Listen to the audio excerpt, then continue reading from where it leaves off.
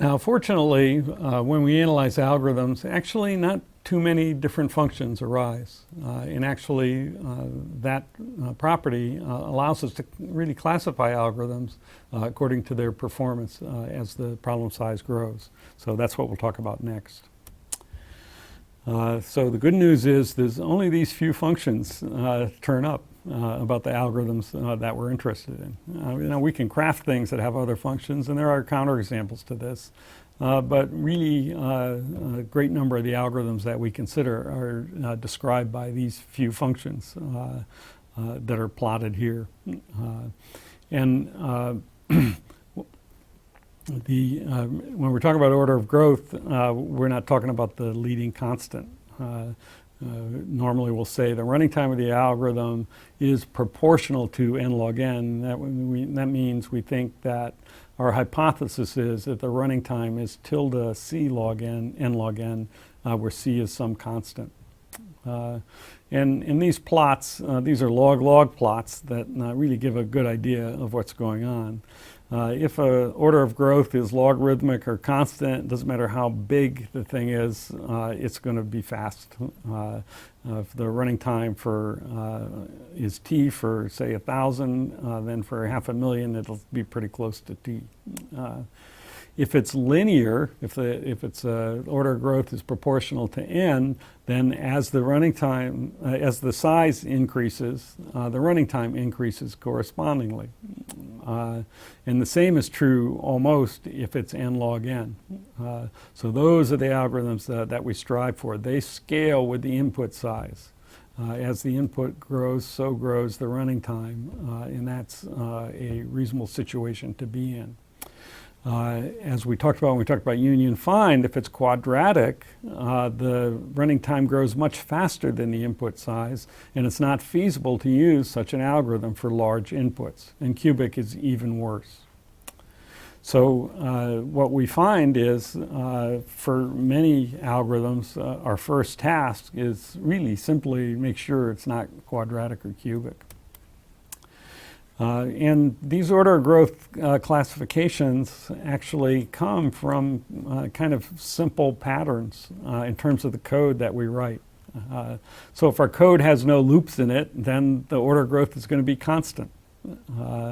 If our code has some kind of loop where the input's divided in half, and so binary search algorithm is an example of that, then our order growth will be logarithmic, and we'll take a look at that analysis. But if you do the doubling test, it grows almost linearly. If you have a huge input and you double the size, it's still going to be, I'm sorry, not linearly, constant, just like if it's constant. You'll hardly notice that log n. If you have a loop where you touch everything in your input, then the running time is linear, proportional to n. So a typical example of that would be find the maximum or count the number of zeros, our one-sum problem. A very interesting category is the so-called n log n algorithms or linear arithmetic algorithms. And those are the ones that arise from a particular algorithm design technique called divide and conquer. And the merge sort algorithm, which we'll talk about in a couple of weeks, is a prime example of that. And then if you have double for loops, like our two-sum algorithm, that's going to be time proportional to n squared, as we saw. That's quadratic. Or triple for loop, like our three-sum algorithm, that's going to be cubic or time proportional to n cubed. For a quadratic algorithm or a cubic algorithm, the doubling factor is 4 or 8. As the input size doubles for a cubic algorithm, the running time goes up by a factor of 8. And that's the kind of calculation you can do in your head while waiting for a program to finish. There's also a category of algorithms whose running time is exponential. And in those algorithms, n doesn't get very large at all. And we'll talk about those at the end of part 2 of the course. So these are some practical implications of the order of growth. And I won't really dwell on this too much, except to come back to the point that the algorithms that we're really interested in that can solve huge problems are the linear and n-log n algorithms.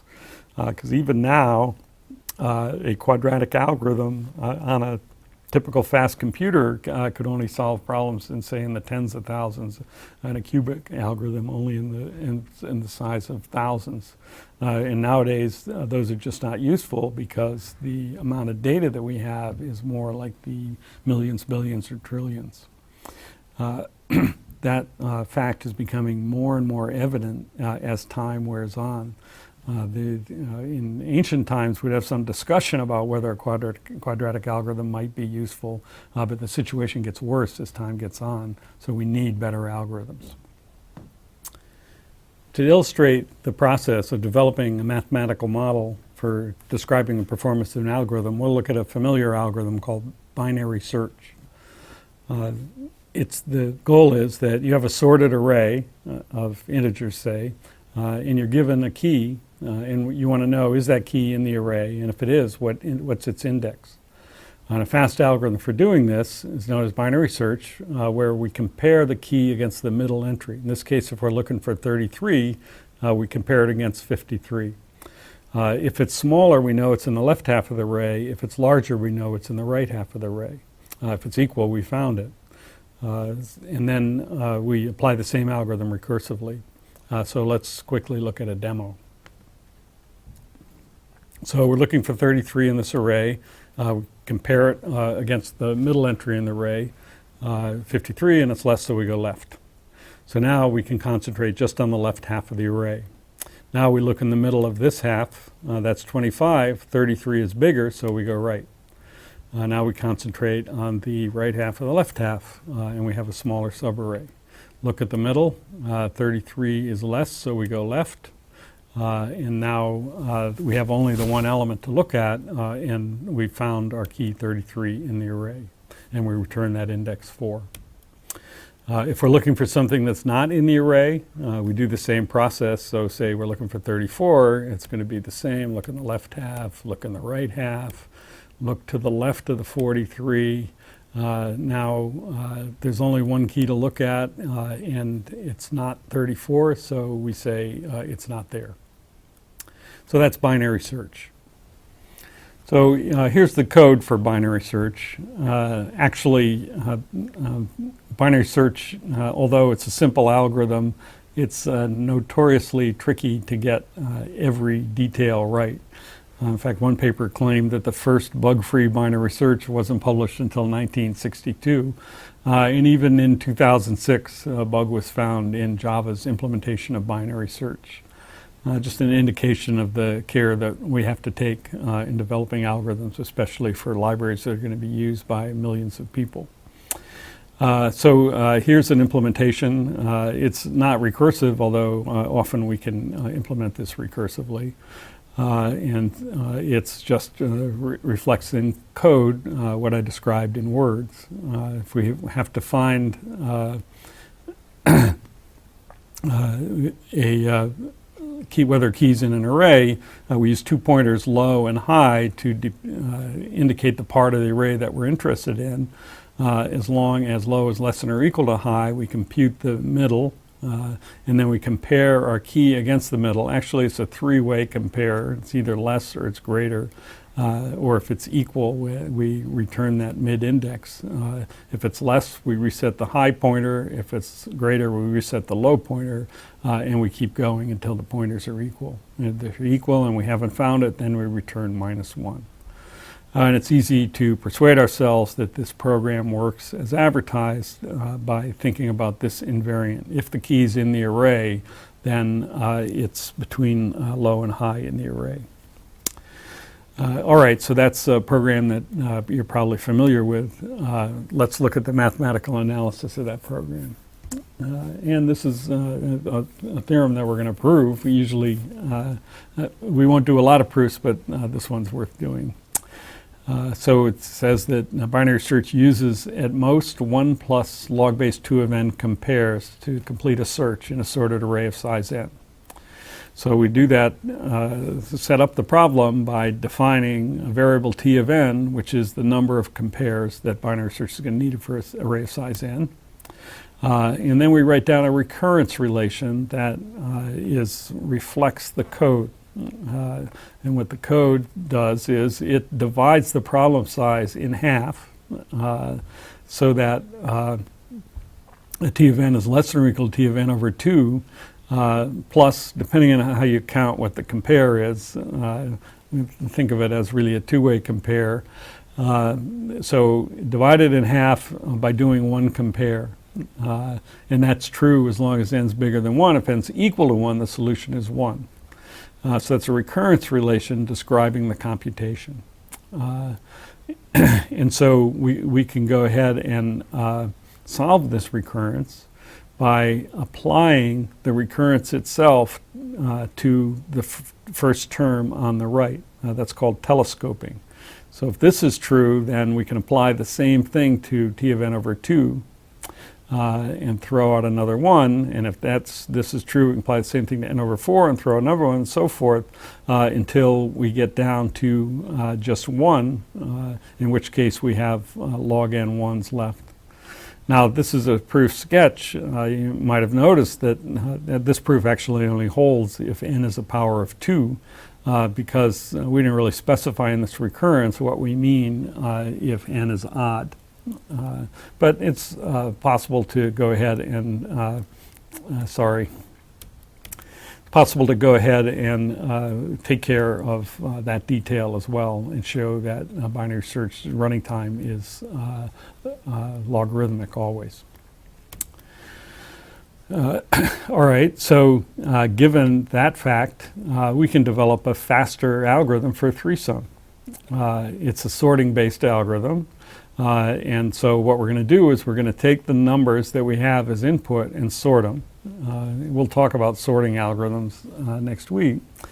And we can get that done in time proportional to n log n, but that's not the main part of the computation.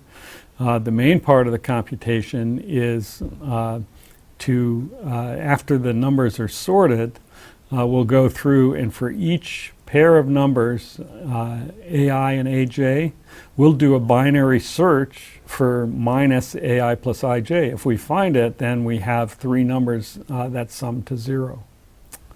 So we sort our numbers and then go through for each pair, do a binary search to see if it's there. So minus 40, 0, minus that is 40. We do a binary search that's in there, so we have one solution to the 3-sum problem. And do that for all pairs of numbers. Then a quick analysis says the order of growth of the running time is going to be n squared log n. You don't even need a good sort. You could use the elementary insertion sort, the first one we talk about. But the running time of the binary search for each of the pairs, each of the n squared pairs, or n squared over 2 pairs, we're going to do a binary search, so we get an n squared log n running time. So that's a quick example of how we can improve the performance. We can find an improved algorithm to solve a problem. N squared log n is much less than n cubed for large n. And so we're implicitly making the hypothesis that if we do this sort-based thing and use binary search, we're going to have a faster program. And sure enough, we can go ahead and run some experiments and find that whereas it took us 50 seconds to solve the problem for 8,000 numbers before, it's taking less than a second now. In 50 seconds, we can solve up to 64,000.